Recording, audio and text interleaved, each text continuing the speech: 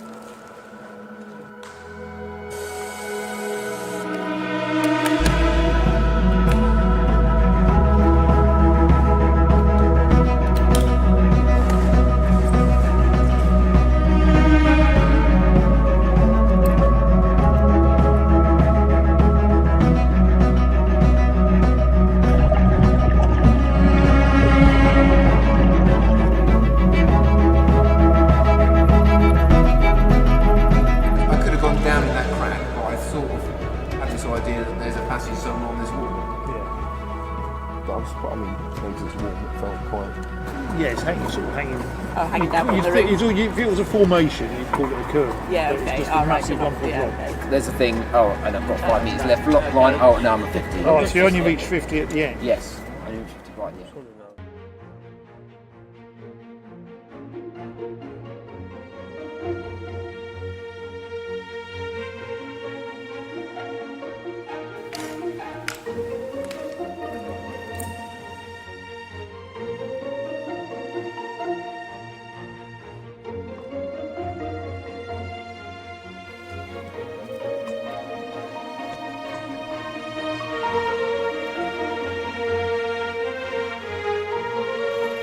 So we knew the dive was going to go deep, but there was a possibility that there might be a higher roof, and the floor was deep, but the roof of the tunnel was much shallower, so there was potential for us to be able to get through at roof level. Gradually going down, I was looking at the beds of limestone, and they were dipping down as well, so it was obviously it was the way on. I could have gone deeper, but with the gases I had available, it wasn't a wise option, so I had to tie off at that depth and then come back up the line. It was obviously much deeper underneath me at the final point, but I couldn't see the roof at that depth, and with the limited visibility we had, it was a bit hard to sort of discern the roof and the passages. So I ascended and spent a lot of time decompressing. Total dive time was about 2 hours. Probably 80 to 90 minutes of that was decompression.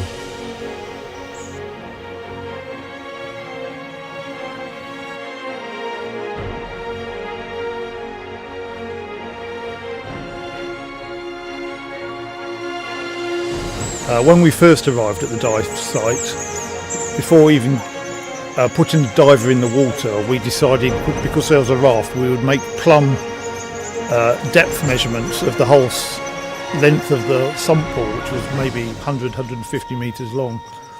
And at first we were quite discouraged because it went straight to 20 metres, then often most of it was 35 metres, and right at the end was 93 metres, which was pretty deep, and deeper than any of the gases we had available to us. So straight away, from the end of the start of where the sump was, we realised we were not going to be able to get that deep. So quite disappointing. But I think from the progress we've made, I think following the wall, we've identified the main ongoing passage. We've identified it is a separate passage, and we've made good progress there to a moderate or reasonable depth considering what we have. So I think that's probably a lot more encouraging than we first thought when we plumbed that depth to 93 metres. Very often there's lots of disappointment in what we do. We're trying to go places that no one's ever been before. We don't know what's there. We don't know if we can go there. We don't know if the passage continues. We don't know if it's going to be too deep or too far.